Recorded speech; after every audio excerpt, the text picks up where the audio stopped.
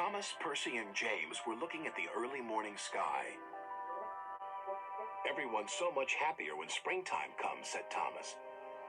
"Everyone except Sir Topham Hatt," grumbled James. "He seems to be working us harder than ever. I'm tired of these coastal runs." "He just wants everything to be ready for the holidays," replied Percy. "Anyway, salty air makes me all cheerful in my smoke box." "Pah!" snorted James. "It's the countryside that really gets me fired up. It's the only place to be." And he puffed away to collect his freight cars from the docks. Thomas and Percy had to take some empty freight cars to the scrap yards. In a siding, they saw an old coach. She looked very sad. "What are you doing here?" "They called me Old Slow Coach and told me I wasn't useful anymore. Now only the mice ride in me." "Well, you may be dusty, but you look in perfect shape."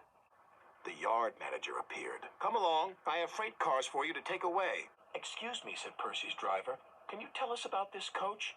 "Old Slow Coach. She's been here for years. She'll be broken up when we find the time." The engines were dismayed. "We'll try and help you," said Thomas. But he didn't know how. Meanwhile, James was enjoying himself. "This is the life," he chortled. But he was heading for trouble. One of the fuel cars was leaking. Then, suddenly, it caught fire. "Oh, help!" cried James. They reached a siding, and his driver gave the alarm. "It's fuel, and it's dangerous." As Thomas and Percy approached the junction, they saw the smoke and a guard waving a red flag. "Sparks from James's funnel have set the cars ablaze," he called. "The fire is under control, but it's quite a mess." "You said the countryside got you all fired up, James," said Percy, "but I didn't think you meant it in this way." "Ha!" snorted James. "It was the stupid car's fault, not mine." "It's safe to proceed now," called a fireman. Thomas and Percy now felt sorry for James. It wasn't long before they reached the station.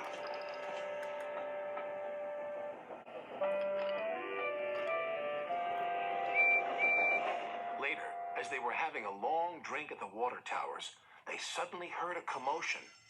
"What's the matter?" Thomas asked. "It's another fire at the workman's hut," replied Thomas's driver. "We better see what we can do."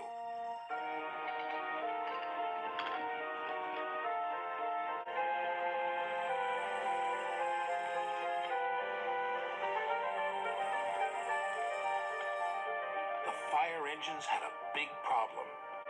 "We are completely out of water," cried a fireman. "We can't use seawater because it clogs our works. You'll just have to let that building burn." Then Thomas had an idea. "Why don't you use the water in our tanks? We've just refilled them." The firemen wasted no time. "You're very clever engines," chuckled their drivers. Soon the fire was out, but the hut where the workmen lived was destroyed. "The men can't sleep on the beach," said the foreman. "What about Old Slow Coach? She would be perfect for the workmen," said Percy. "Comfy, too," added Thomas. "What a good idea, Percy," said his driver. They phoned Sir Topham Hatt, who agreed.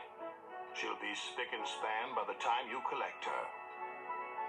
And she was, and very happy, too. "I can't thank you enough. I feel splendid." The engines buffered up to her, and she set off happily for her new home. Everyone agreed there was nothing old or slow about Coach, and she will always be really useful indeed.